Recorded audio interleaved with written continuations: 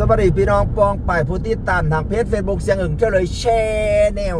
พี่น้องผู้ใดสิไปเที่ยวบ้านไห่ตักนี่หรือเลยอำเภอภูเรียมาเนี่ยนะเห็นซ้ำแยกนั่นผิดซ้ำแยกใหญ่เติบอยู่เนี่ยนะมันสิมีป้ายแล้วบอกไปไห่ตักพี่น้องนี่นะมันสิไปวัดทะลุตำบลลัดคางก่อนนี่นะไปลัดคางไปไห่ตักนี่นะใครจะไปลองแพกลับไปนี่ละลองแพน้ำชั้นนั่นนะเด็ดว่าคนก็จะถามมาไฮตากไปทางไหนนี่ไปทางนี้ใครจะไปไฮตากเลยมันดังช่วงนี้นะโอ้ยรีสอร์ทนี่สวยงามมากเลยเขาจะตามสร้างตามภูเขาไงมันตามไหลภูเขามันจะเป็นหลั่นลงไปโอ้ยมีแต่หลังสวยๆพี่น้องวันนี้เขาจะไปนอนรีสอร์ทไฮตากนะวันนี้นะแล้ววันนี้หน้าหนาวนะหมอกขาวจันทานเลยแล้วทีนี้กลางคืนก็จะเปิดไฟหุงอามตามเป็นอย่างหนึ่งนะรีสอร์ทนะ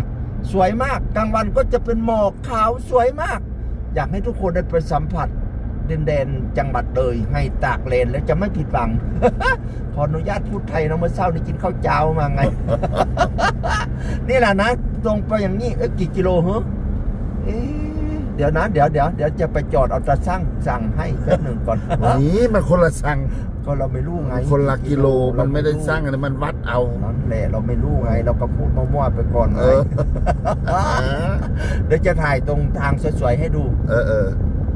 โอ้รถไหลเขามาน้อยเดียวนึงฮอดทางเลี้ยวเข้าบ้านไห่ตักแล้วนี้นะ5 กิโลเข้ามาน้อยเดียวเนาะมันต้องแยกเข้าไปอีก5 กิโลพี่น้องเอ๋ยนี่นะตรงแยกนี่แยกบ้านอะไรไม่รู้นะเนี่ยดื่มอ่านป้ายไงเพราะเราก็ขี่เพลินไงบ้านห้างหัววัดผลเฮ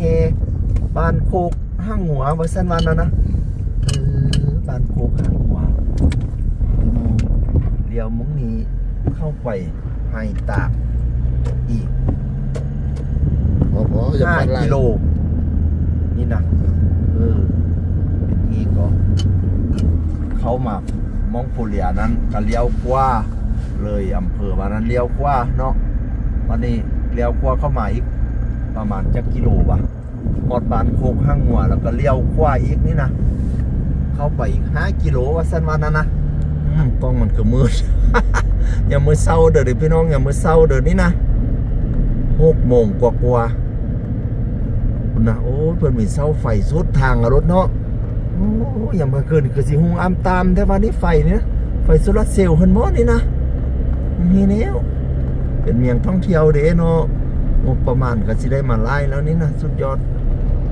หมดแล้วมันไห่ตักเนี่ย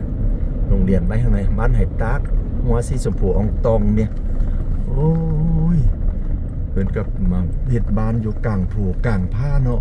บ่นึกบ่ฟันว่าสิกลายเป็นบ้านดังเอาสิไปวัดโพไสพี่น้องเลี้ยวขวาทอดกระทิ้นวัดโพไสนี่นะวัดเพิ่นก็งามจริงเด้อนี่นะผู้วันติได้แล้วให้ตากเลนแอดลาดข้างใส่มีคางไล่เนาะโบราณสมัยนี้คางบ่มีแล้วแต่วัดทำผ้าปูมองเดียวบ่เดียวบ่จับมองบ่กิบเบิดทีมันกิบเบิดเส้นบ่ซึ่งกันบ่มีเวลาหมดเล่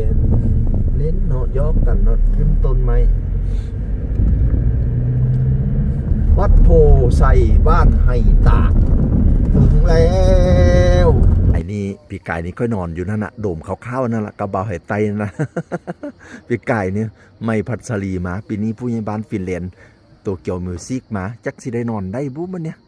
เขาเจ้าว่าบอกระบุแล้วว่าให้นอนหิวยังบุข้างวัดนี่ล่ะงามเกียงรีสอร์ทเพิ่นนะพี่น้องคุณนะ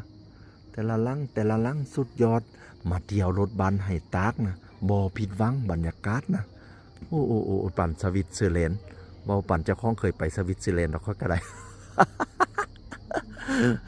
เมื่อแรงมาเด้อมาเบิ่งโตเกียวมิวสิกมาเบิ่งผู้ใหญ่บ้านฟินแลนด์คันผู้ใดสิมาตอนเช้าก็มาเด้อมาอันนั้นมาฮอดกันมาบวงสรวงมายกโซฟาใบละกาห้างห้องมาสวดมงคลมาตักบาตรมาทอดกระหินพี่น้องนี่นะมาฮอดแล้ววัดโพไสบ้านไห่ตัก